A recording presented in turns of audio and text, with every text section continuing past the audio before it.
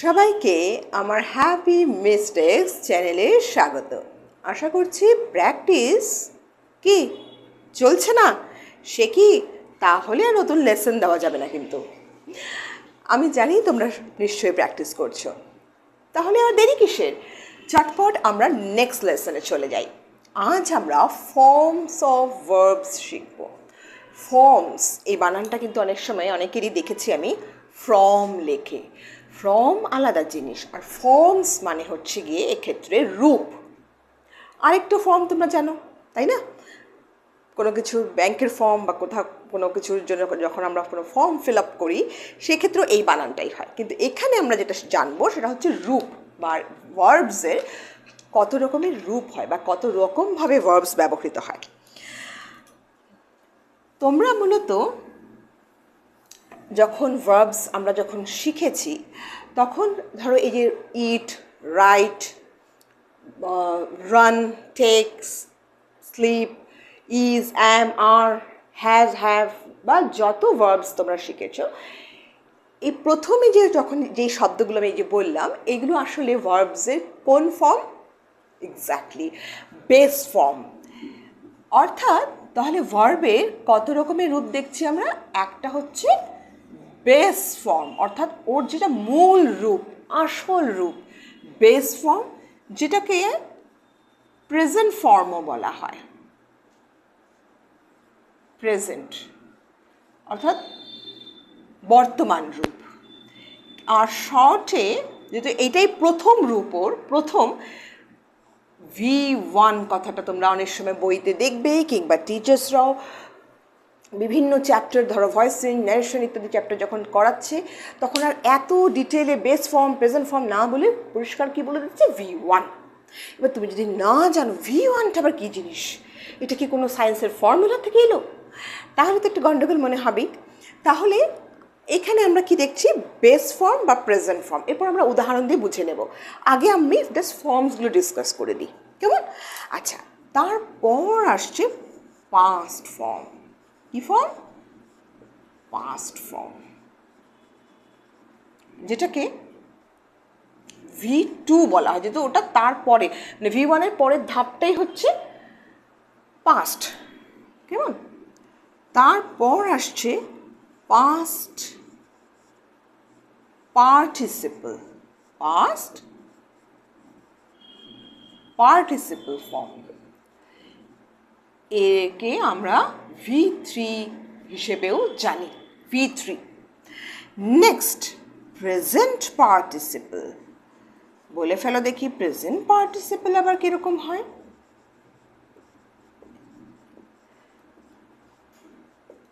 দেখো, present participle হচ্ছে এরকম দেখতে হয়, ওর আর আলাদা কোনো নাম আমি দিচ্ছি না।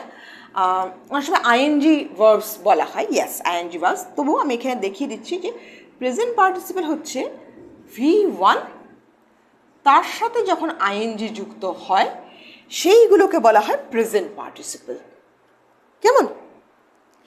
এবার আচ্ছা, আমি এটা মুছে দিই।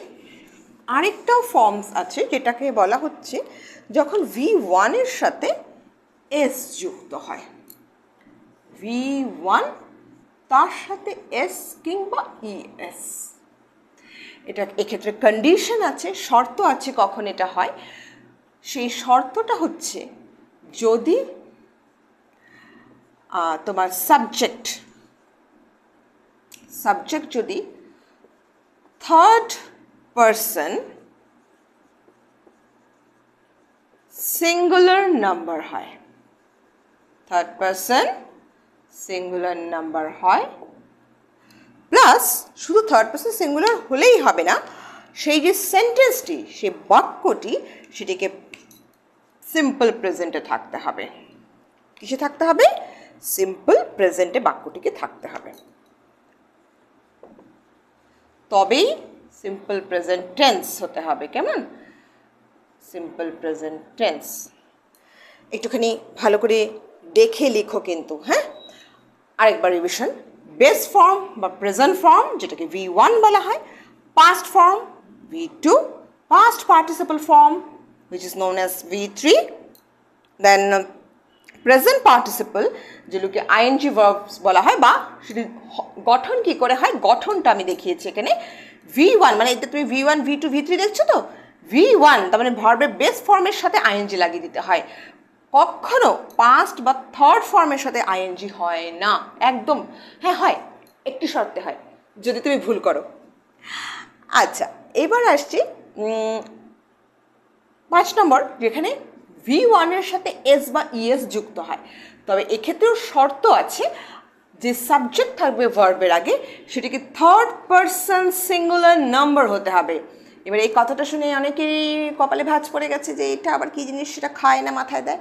বেশ, ওটাতে পরে আসছি। আমি এই নাম্বার 5টা একটুখানি বোঝাতে আমার সময় লাগবে, এটাকে আমরা পরে আলোচনা করব। আমি এই 4টি আগে দেখিয়ে দিই, আশা করি তোমরা সবটা নোট ডাউন করে নিয়েছো। এই 4টি ভার্ব ফর্মস আগে ভালো করে আমরা দেখি। দেখো, বেস ফর্ম আমি একটি করে উদাহরণ নিচ্ছি যাতে তোমার সবগুলো বুঝতে সুবিধা হয়। আচ্ছা, আমি এটাকে একটা চার্ট করে দিই, হ্যাঁ, তাহলে তোমাদের সুবিধা হবে। দেখো, V1 V2 V3, আরেকটা কি বললাম আমরা, ING verbs, right, ING verbs. এইবার ধরো তুমি V1 লিখলে রাইট, তাহলে ওর V2 কি হবে, রোড। এর কি কোনো ছক আছে না, ছক নেই। এই ভার্বসগুলো তোমায় মুখস্থ করতে হবে। রিটেন হলো। আইএনজি কি বলেছিলাম, এই যে বেস ফর্ম রাইট তার সাথে আইএনজি, এই রাইট তার সাথে আইএনজি, তবে বানান এক্ষেত্রে চেঞ্জ হবে। চেঞ্জ কেন হবে সেই নিয়ে আইএনজি ভার্বস গঠনের একটি ক্লাস আমি করাবো, তখন সবটা বলবো। ইটা রিমুভ হয়ে গেছে এখানে রাইটিং। ধরো তুমি লিখতে চাইছো সেল, বিক্রি করা, পাস্ট ফর্ম সোল্ড, এটার V3ও সোল্ড। এখন অনেকে প্রশ্ন হবে কি করে বুঝবো V2 না V3, সেটার জন্য আরও অনেক দূর যেতে হবে, এক্ষুনি কিছু বললেও বুঝতে পারবে না। তার জন্য টেন্সের চ্যাপ্টার যখন হবে তখন বোঝা যাবে যে V1 না V3 বুঝবো কি করে। আচ্ছা, এরপর আসছি, বলো দেখি এবার আইএনজি ভার্ব কী করবো, সোল্ডিং না, একেবারেই নয়। এই তো V1 তার সাথে আইএনজি, এখানে বানান একই থাকবে, কিছু পরিবর্তন হবে না। কখন আইএনজি লাগালে বানানের পরিবর্তন আসছে আমি বললাম, সেটা আলাদাভাবে করাচ্ছি। তাহলে এই দেখো, এখানে ভার্বে তুমি একটি, দুটি, তিনটি এবং চারটি ফর্মস একদম দেখতে পাচ্ছ পরিষ্কার। এবার ওদের পুরো নামটা বলি, base form, present form, past form, past participle form, আর প্রেজেন্ট পার্টিসিপল ফর্ম। এটা পাস্ট পার্টিসিপল ফর্ম, এটা প্রেজেন্ট পার্টিসিপল ফর্ম, ঠিক আছে। এবার আমরা ওই 5 নম্বর নিয়মটাতে ফোকাস করি। 5 নম্বর নিয়মটাতে বলা হয়েছিল থার্ড পারসন সিঙ্গুলার নাম্বার হতে হবে। এক্ষেত্রে এই পারসন ব্যাপারটাকে আমরা একটা ছক, যেই ছকটার মাধ্যমে আমরা বরাবর শিখে এসেছি, সেটা একবার করে নিই। সিঙ্গুলার নাম্বার লিখবে প্রথমে 1 বছর, প্লুরাল নাম্বার হলো। এইবার দেখো ফার্স্ট পারসন, ওই যে বাংলায় পুরুষ করেছে না, প্রথম পুরুষ, মধ্যম পুরুষ, উত্তম পুরুষ, এও তাই, ফার্স্ট পারসন, ঠিক আছে। Second person, third person. আমরা এখানে সব প্রোনাউন্সগুলো লিখবো, সমস্ত সাবজেক্টিভ প্রোনাউন্সগুলো লিখবো, যেগুলো সাবজেক্টে বসে সেইগুলোর আজকে আমরা শুধু এই পার্সনগুলো জানবো, কেমন। দেখো ফার্স্ট পারসন, সবার আগে কে বলো, আমি, তাই না। আমি থাকবো, তারপরে তো সব কিছু দেখবো, জানবো, বুঝবো, তাই আমি, তাহলে তার বহুবচন কি হবে, আমি, আমরা, হলো। সেকেন্ড পারসন, আমি, তারপরে কি আসবে, তুমি, তুমি, তোমরা। এবার ইংরেজিতে তুমি বলতেও ইউ, একের অধিক যদি আমি বোঝাই যে তোমরা আমার কথা শোনো, তাহলে তোমরা, এটার জন্য কি হবে ইউ। এবার আসছি থার্ড পার্সনে। থার্ড পার্সনে হয় শি, অর্থাৎ আমি হয়ে গেলাম, তুমি হয়ে গেলে, আর কি বাকি রইল সে।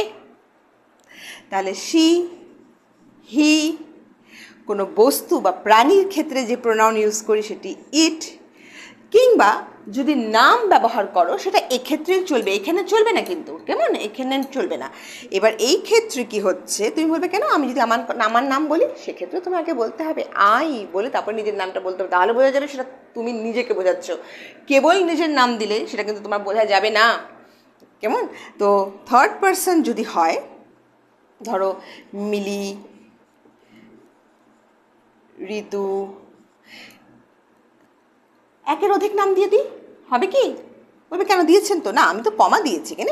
আমি যদি একসাথে বলতে চাই ঋতু, মিলি, সকলকে যদি একসাথে বলতে চাই যে ওরা আমার বাড়ি এসেছিল, ঋতু, মিলি, গীতু আমার বাড়ি এসেছিল, তাহলে কি আর এক বচনে লেখা যাবে সিঙ্গুলারে? না, তখন এই দিকে চলে আসবে সব। তো এটা মাথায় রেখো, একজনের নাম হতে হবে। কিংবা তুমি বলছো the tiger, the cat, the tree, একটি মাত্র জিনিসের কথা বলছো, তখন থার্ড পার্সন সিঙ্গুলার নাম্বার। কেবল যে শি, হি আর ইট হয় এটা নয় কিন্তু, হ্যাঁ, কোনো একজন ব্যক্তির নাম কিংবা কোনো একটি বস্তুর নাম হলেও সেটা থার্ড পার্সন সিঙ্গুলার। আর বহু বচন তাহলে কি হচ্ছে, দে। হলো, এটা জানা কেন দরকার। এবার আমাদের মূল ফোকাস, আমরা তখন ভার্বের চ্যাপ্টারে আছি, প্রোনাউনের চ্যাপ্টারে নেই, আমাদের এই জায়গাটা দরকার। অর্থাৎ আমার যদি দেখা যায় একটি বাক্য প্রেজেন্ট টেন্সে, এখানে আবারও বলি টেন্স বিষয়ে এখনও আমরা কিছু আলোচনা শুরু করিনি, কিন্তু আমি তাও এখানে আমাকে বলে দিতেই হবে যে বাক্যটি টেন্স থাকতে হবে simple present, tense simple present, simple present.